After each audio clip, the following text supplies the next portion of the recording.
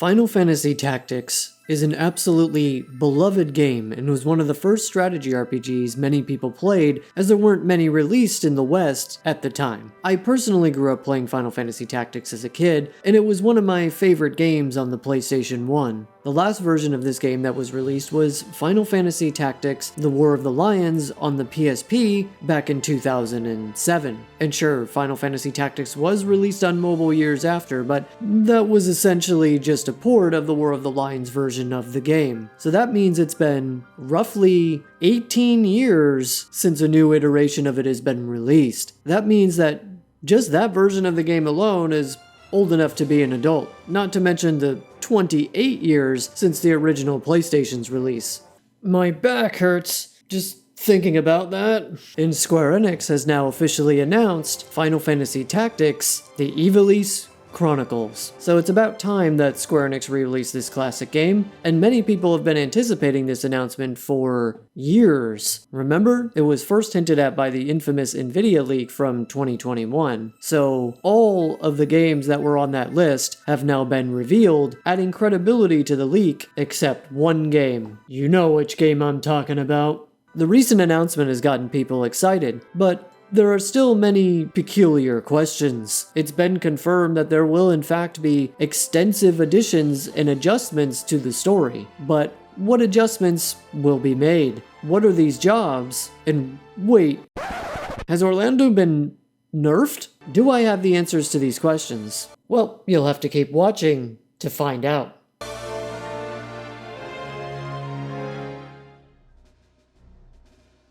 Let's start with the most important information you need to know. The game will feature two versions of the game. One is the classic version of the game, and the other is what they're calling the enhanced version. Now, normally with a remaster like this, a classic mode is nothing new. It's typically just a setting where you can change the graphics to look more like the original, like in the Chrono Cross Remastered for example, or sometimes it's an option for the soundtrack, or even the font, like in the case of the Final Fantasy Pixel Remaster games. Which, speaking of the soundtrack, there doesn't appear to be any info on whether they're remastering the soundtrack in this game, so I'll assume it's just going to use the original versions for the time being. Though they could potentially be waiting to announce that later. But the fact that they're outright creating two entirely separate game modes that you select from the beginning means that they know that whatever they've added or changed in the enhanced version is going to be controversial with some fans. Otherwise, it would just be a quick setting you can toggle on or off. Nope. Not with this game. So what could be controversial about it? Well, we'll get to that. But first, let's explain the differences. The classic version of the game will be the original game from 1997, mostly untouched. And you can see from the footage here that the graphics haven't been modified at all, and it even runs in 4:3. But notice I said mostly untouched. The director did confirm that there will be some quality of life features, and he used the example of autosaving. Beyond that feature, we don't really know, but in the English version, there is another confirmed change. The script for the game will contain the translation that was found in the War of the Lions version. Now, I personally loved that translation of the game, but some fans hated it. But we'll get to that in a bit. The most obvious changes between the versions, though, are the visuals. Not only is the enhanced version displaying in 16:9, but the UI has been redone as well. As far as the graphics are concerned, it does look like they've added a textured filter to the screen, as well as some blur effects around the edges and corners, which I'm fine with the blur effect, but the low opacity textured overlay filter thing that they applied, not so much. It's not a deal breaker, but Square Enix, can you please add an option to either turn it on or off? Thanks. And most noticeably, the sprites appear to have had some kind of touch-up to make them look less pixelated. And of course, the environments have had redone textures while keeping the geometry the same so that the battle maps can retain their original design. There are also some other quality of life features like autosave, new difficulty options, and a fast-forward feature. The bigger changes, however, are to the UI. This time, it permanently etches the battle timeline onto the screen so you know what the turn order is going to be. There was a way to view this in the original game, but you had to go through a number of menus in order to find it, making it less intuitive. There are also a number of other small changes that I think will help improve the overall experience just a little bit, like HP bars now appear above the sprites' heads, as well as a little piece of text telling you the objective over some sprites, like here in this battle with the Chocobo. The timeline also tells you which spells are being cast. Some people have speculated that they may have changed the spellcasting in this remaster because Yasumi Matsuno himself openly said years ago that the reason that magic doesn't get cast immediately was because of limitations with the hardware. This obviously wouldn't be a problem with modern hardware in 2025, but it appears they're keeping this intact. Hopefully it's better balanced this time though. Like maybe the spells still hit the target even if they move before being cast? That would be nice. The biggest change to the UI though is the job tree. You could technically view information on which jobs you needed to level up to get to other jobs in the original game, but again, it was just written in text and you had to press a button while on the job wheel to see it. It wasn't all that intuitive, so I feel like this is a nice new addition to the game, but the question is, how many jobs will there be? Are they going to add the jobs from War of the Lions, or add some new jobs entirely? Well, I've identified all of the silhouette jobs, and it pretty much looks just like the original game's jobs. Now, there are 19 jobs here on this screen, but the Square Enix blog did confirm that there are in fact over 20 jobs available. So could that mean that there are more? Possibly Dark Knight or Onion Knight, which were jobs that were added in the War of the Lions version. Or they could just be referring to the additional jobs that are exclusive to certain characters. If I had to guess, I would say they're referring to the latter when it comes to the additional jobs beyond these 19, as the screen doesn't seem to leave any real room for additional jobs, but you never know. Maybe this screen expands. The other UI change that is notable is the dialogue UI. It now shows the character's mouth animating with speech. And yes, there is voice acting now. The voice cast will also include Ben Starr, mostly known for the voice of Clive from Final Fantasy XVI, who will be playing Dice Darg, and supposedly Cody Christian and Brianna White will also be in it. So, sounds like Cloud and Aerith are low-key confirmed to be in the game, even though they're not outright saying it. Which, if you didn't know, Cloud was a secret character in the original 1997 release, and while Aerith wasn't playable, she was an NPC as part of the side quest to unlock Cloud. So, you know how Cody Christian said that he was getting back to voicing Cloud? Yeah, like I've said previously, it's not for Final Fantasy VII Remake Part 3, it was likely for this game the whole time. Final Fantasy VII Remake Part 3 isn't coming out as soon as some of y'all think it is. So, Ben Starr voice acting in this game isn't the only connection to Final Fantasy XVI this game has. It's actually being developed by Creative Studio 3, which is the team responsible for both Final Fantasy XIV and Final Fantasy XVI. And not only that, but it contains the same feature as the State of the Realm from Final Fantasy XVI. It's even called State of the Realm. This was a feature from Final Fantasy XVI that gave you event summaries, background on characters and their relationships, lore, and you can even navigate the timeline of events, and that also appears to be present here as indicated at the top of the screen with L and R buttons. The original game had a similar feature which was called the Brave Story. It seems like they've remade the Brave Story into the State of the Realm, which is fine since it's basically just an enhanced version of the concept. Anyway, whether or not the active time lore that was featured from Final Fantasy XVI will be making its way into this game remains to be seen, however. Which, speaking of the story, we need to talk about the actual script. As I mentioned before, the script for the classic version is going to use the War of the Lions translation and not the original translation from the PS1 version in 1997. Many of the in-game names changed in that version, like jobs, locations, and even character names. For instance, this guy was known as Algus in the PS1 version, but in the War of the Lions, he is known as Argith. This job in the original PS1 version was known as Wizard, but was translated to Black Mage in the War of the Lions. But most importantly, the dialogue was completely rewritten with a pseudo-Shakespearean or medieval style to match the tone of the game. So this brings up the question, will the enhanced version feature the War of the Lions translation or a new original translation altogether? Well, I have to say, this is one of the biggest changes that's coming to the enhanced version. It turns out that the entire script has been totally rewritten. And I have done my due diligence to confirm this, not just in English, but even by comparing a line of dialogue from the Japanese trailer to the dialogue of the same cutscene from the Japanese version of The War of the Lions. I've taken this line that Ramza says here and compared it with this one. It appears that line is nowhere to be found in this small section of the same cutscene where Ramza speaks. So there's a reason why they brought back Yasumi Matsuno for this remaster. They've completely rewritten the Japanese script. They weren't fucking around when they said that they were going to be adding extensive additions and adjustments to the story. So that means the enhanced version in English has to feature a brand new translation in order to match the brand new Japanese script. And here's a comparison of some dialogue from the new remaster with the same scene from The War of the Lions in English.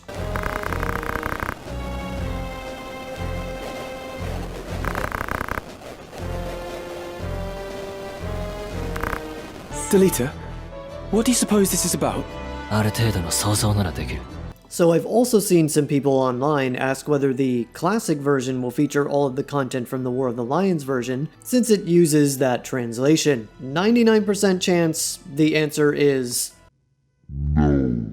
And this is even more evident when you consider that the game is being listed as single player, which means for sure there isn't going to be any of the multiplayer missions featured in the War of the Lions version. But even putting that aside, remember, the Japanese script for the War of the Lions has the same exact writing as the original 1997 script. There's no difference between them. It's only in the English release that the script was rewritten. So as far as the Japanese remaster is concerned, the classic version is truly classic, as in almost no changes from the 1997 release, which means no new jobs from the War of the Lions and no new additional characters like Balthier. Whether or not the additional content from War of the Lions will be added to the enhanced version remains to be seen, but it almost certainly means it won't be in the classic version. And as I pointed out earlier, we can confirm that there are 20 jobs, and they said over 20. So again, it's still possible that those jobs could be in the enhanced version of the game. It seems that the English localization team responsible for this new release prefers to use the War of the Lions translation, so that's why they're inserting it into the classic version for this specific remaster.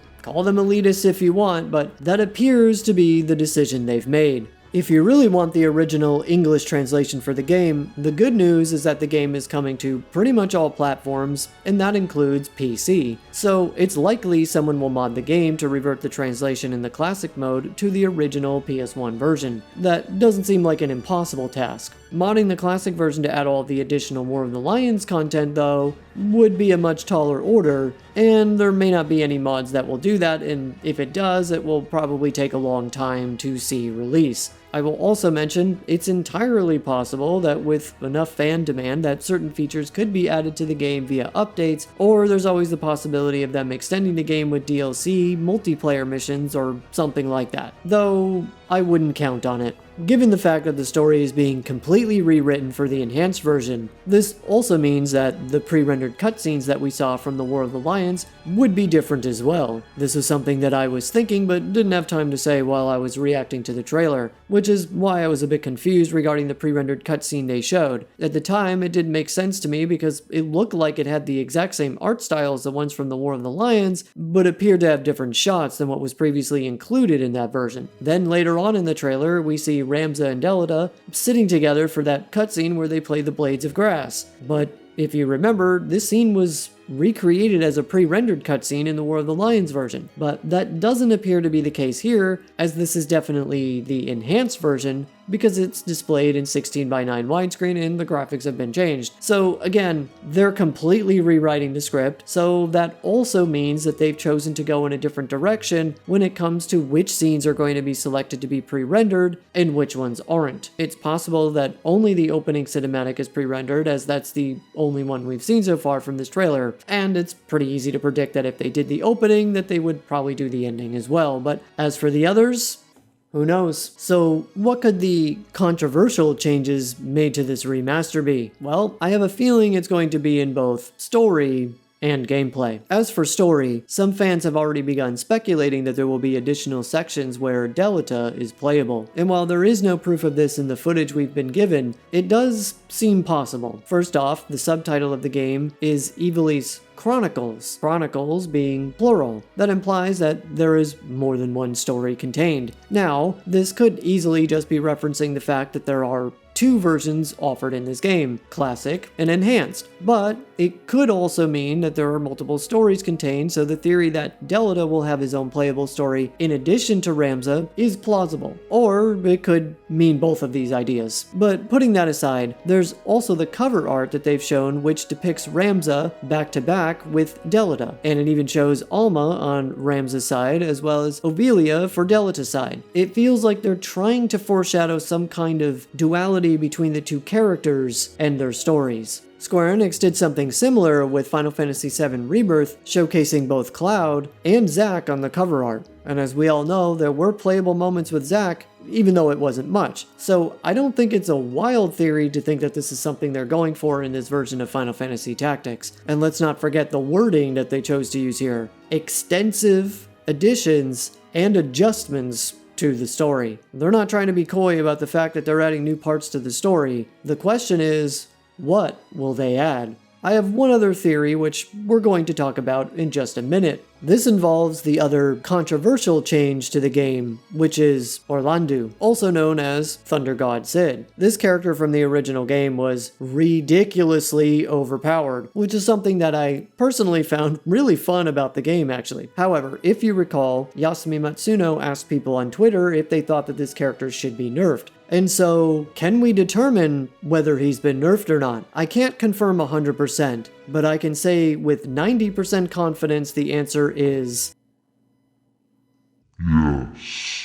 There's a very short clip in the trailer of Orlandeau at the Battle of Mulande Cathedral, where it shows him performing what appears to be Crush Helm, or also known as Blaster Punch in the War of the Lions version, and it does 215 damage. Now, in the original, I'm pretty sure this would have done more like 300 damage, maybe even closer to 400. Y'all can correct me if I'm wrong, and I don't have an immediate save file to test this, but I probably will when I replay Final Fantasy Tactics again as part of my Rediscover Final Fantasy series, which at the moment I'm playing Final Fantasy VI, and next would normally be Final Fantasy VII, but I intend to temporarily skip that and play Final Fantasy Tactics as soon as possible in preparation for this remastered release. So be sure to subscribe so you don't miss my content on any of that.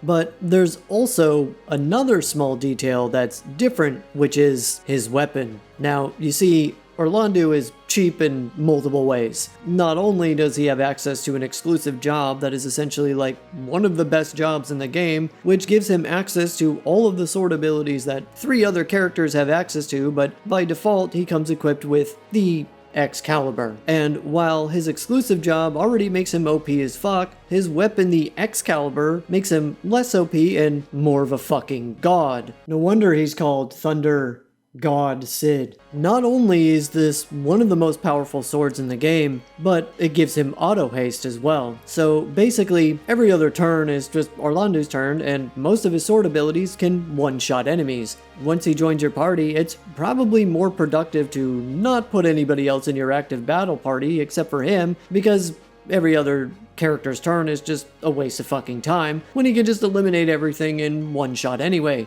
And if he sustains some damage, well then you can just use his Knight Sword ability, which will practically kill the enemy in one shot and then drain their HP, fully healing him, and considering that he has auto haste and it never wears off, you're gonna have plenty of opportunities for healing if you even need to do so in the first place. So what's significant about his sword in this enhanced version? Well, the Excalibur looks like this. It's yellow, but in this clip from the trailer, the sword he's using is a white or silver color. In fact, I would say this most resembles the Save the Queen sword, which is slightly less powerful than the Excalibur, but doesn't give him auto haste. So it's possible that maybe they didn't nerf his stats, and instead all they did to nerf him was not give him the Excalibur weapon by default. However, I still think he probably would do more damage than 215, even with that weapon equipped, but it's hard to tell. So if they don't give him the Excalibur by default, then how do you get it? Well, this brings me to my other theory. More than likely, you're gonna have to work for it, and honestly, this could be a fantastic opportunity. Instead of giving him the weapon by default, they could create a side quest that involves Orlandeau's backstory, and at the end of the quest, you get the Excalibur. Maybe there's even some history that he has with this particular weapon. Who knows? Maybe it's not even a side quest and instead could be part of the main story. I'm thinking the side quest is far more likely, but you never know.